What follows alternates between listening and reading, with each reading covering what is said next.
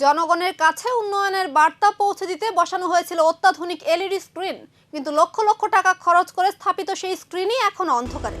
মাত্র এক মাসের মধ্যেই বিকল হয়ে পড়েছে সাব্রুম শহরের গুরুত্বপূর্ণ এই পরিকাঠামো।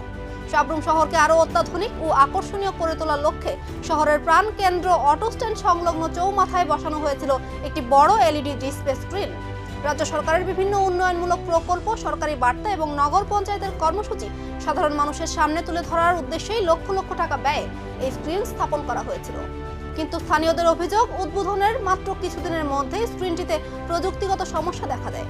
বর্তমানে প্রায় 10 থেকে 12 দিন ধরে সম্পূর্ণ বন্ধ হয়ে রয়েছে স্ক্রিনটি।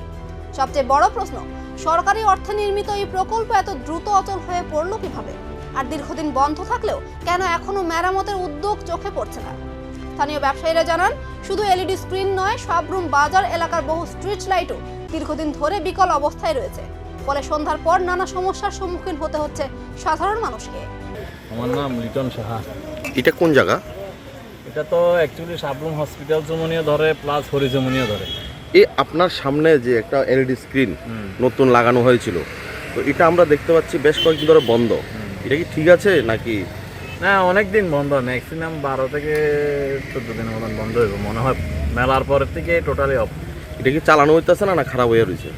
এটা এমন মানুষের মুখে শোনা যায় যে তার কাটটা দিছে কয়। এটা তো আসলে বুঝতেছি না ব্যাপারটা কি।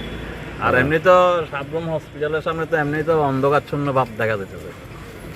স্ট্রিট লাইটগুলোও নাই? স্ট্রিটগুলোরও তেমন একটা নাই, যেগুলো আছে এটা মোমবাতির মতো চলে আর কি।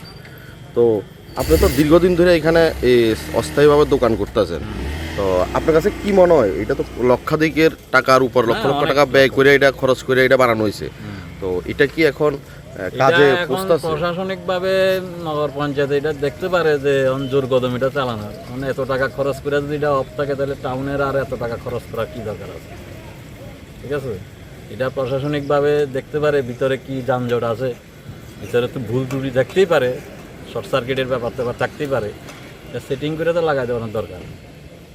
একটা মানুষ যদি এখন অ্যাক্সিডেন্ট হয়, হ্যাঁ মোবাইলে লাইট দিয়ে চেহারা দেখছে, বাজারে লাইটের ব্যবস্থাও নাই। লাইটের ব্যবস্থা সবগুলো মোমবাতির মতো। উন্নয়নের বার্তা পৌঁছে দেওয়ার জন্য বসানো স্ক্রিন যখন নিজেই অন্ধকারে ঢাকা পড়ে, তখন স্বাভাবিকভাবেই উঠছে জবাবদিহির প্রশ্ন। এখন দেখার, প্রশাসন কবে এই সমস্যার সমাধানে উদ্যোগী হয়।